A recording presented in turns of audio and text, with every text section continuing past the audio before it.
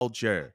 Jade and Bow Wow had a very, very interesting interaction on Twitter, which was then highlighted on the Shade Room. Essentially, Bow Wow was talking, expressing his desires to wrestle in All Elite Wrestling, and then he said something along the lines of, "When after I get my first win, I want to take out Jade," and Jade said that she was too expensive.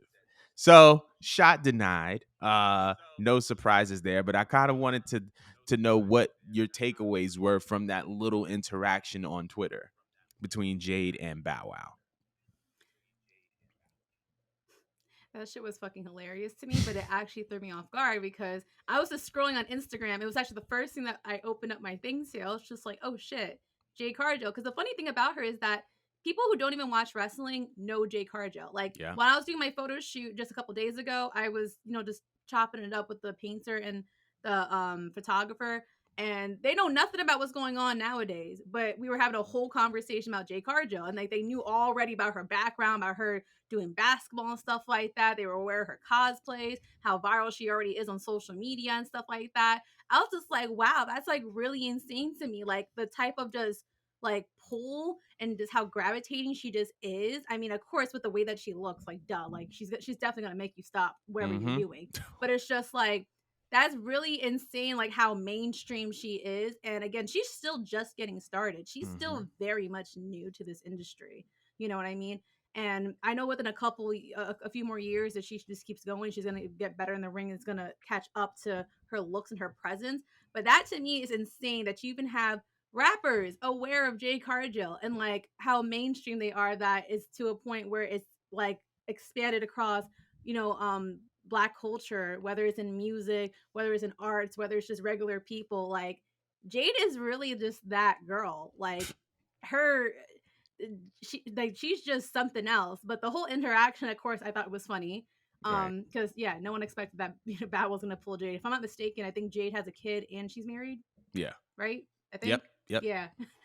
I don't know where he thought he was gonna go with that one. Like she tried to keep it cute, try to keep it classy. Um, sorry.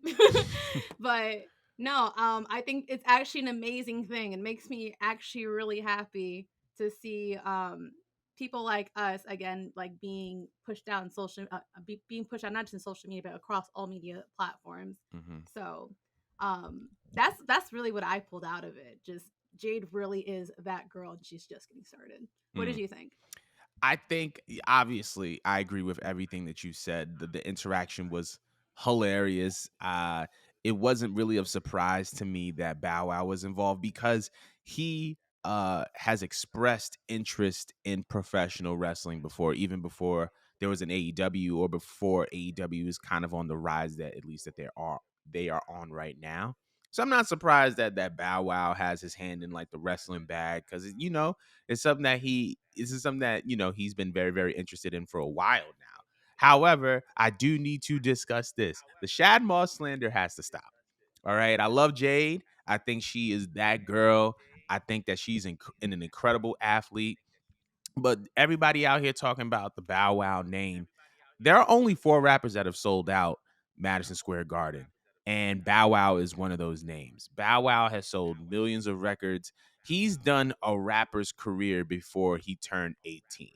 And so he's a GOAT. He's a legend in his own right. And anytime somebody tries to talk down on Bow Wow's name, I'm just like, that's weird. I mean, like, it's not weird per se, because he does some weird stuff. However, we not gonna act like Bow Wow ain't did nothing. Like Shad, he be doing whatever he want to do nowadays. I get it.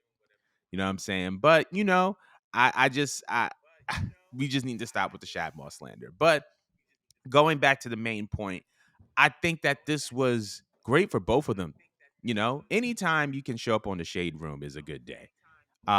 It's good press for AEW because now it has something to build towards. Possibly Bow Wow being in AEW, possibly Jade having an on-screen moment with Bow Wow. That's something for us as wrestling fans to look forward to, and I'm really interested to see kind of where they go from here. You had something else you wanted to say?